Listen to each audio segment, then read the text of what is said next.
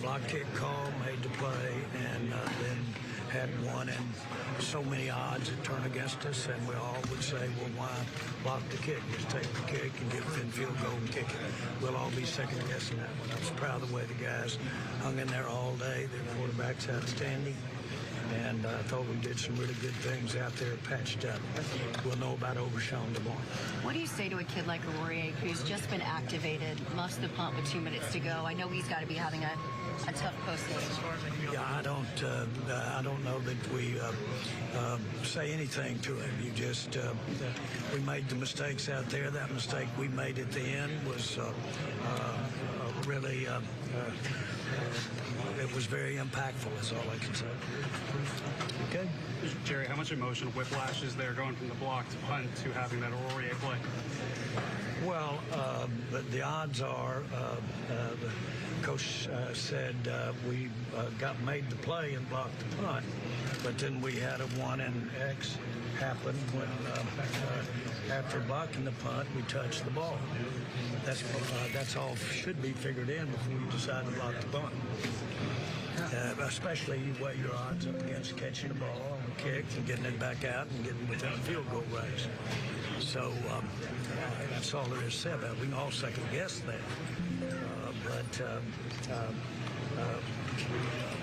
Would say that you probably had better odds of kicking free and driving down and kicking a field goal, but you got the kicking game involved if we'd have kicked a field goal. How gutting was it for you to see Overshown go down like that after everything he's been through in the last year? Well, the first thing that you would think about with anybody is him individually. And, of course, he's having an outstanding year, and we'll see what it brings. It's probably concerning at this time, very concerning. All right. And Rico Dowdle, second straight game for him to have a big game. Late in the game, it seemed like, you guys could have maybe relied on him more. Do you feel like kind of went away from that and a little too early? I don't know that. It looked like we had played it just right. But having lost the game, I'm sure you could go back and say a couple of those 3 and out possessions we had, you might have wished you'd run him down more, but he took one long third down play and made it into a first down there early in the game. So I was really pleased with the way the offensive line and Rico did the run game. What did you think of the game? Troy Aikman said that he feels that Mike McCarthy should be the coach next year.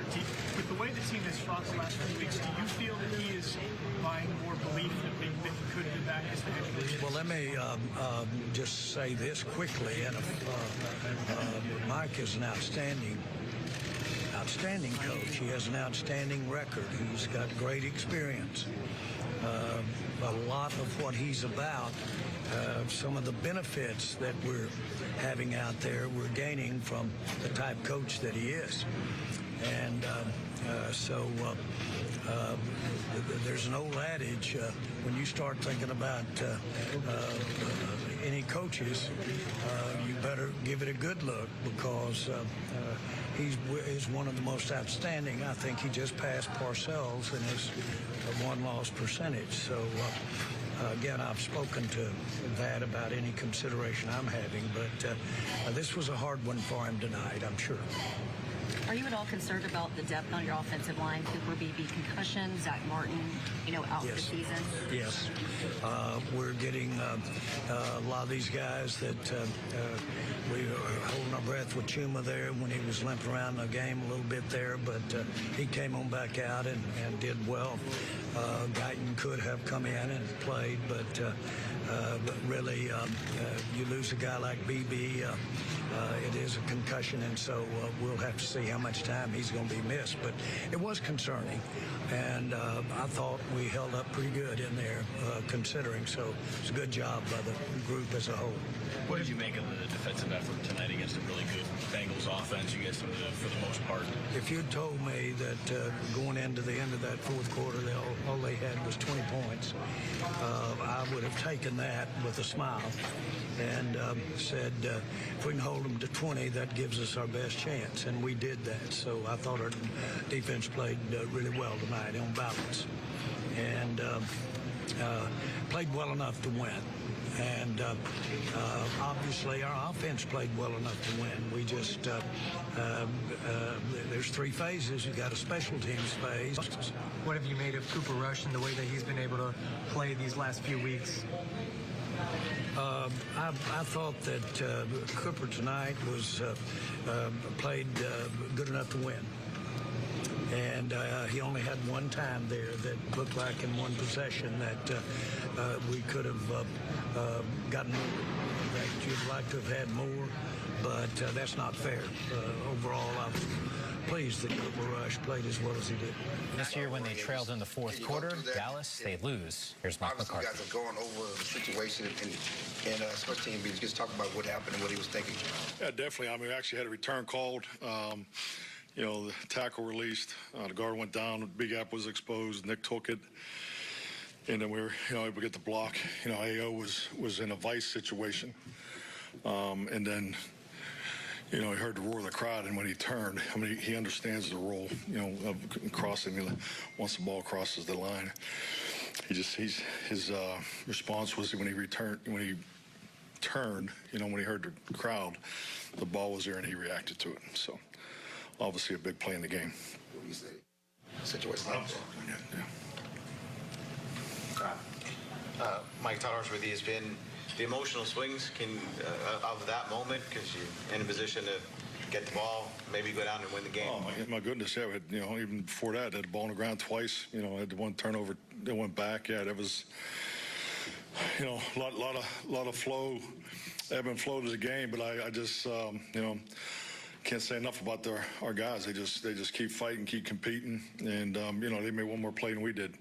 So I mean, you can see it at halftime. The big play production at halftime was 7-7. So, and that was really just a message that we had to just keep slugging this thing away.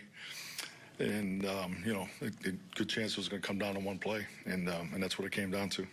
On the deflected punt, is that a Peter situation? What's the calls that? Poison Peter. Yeah. Yes. With 8 losses, how do you reconcile where you head after this? Do you still reconcile? I mean, well, I mean, we just do the math. Obviously, we're not even back to even. We're still in the hole.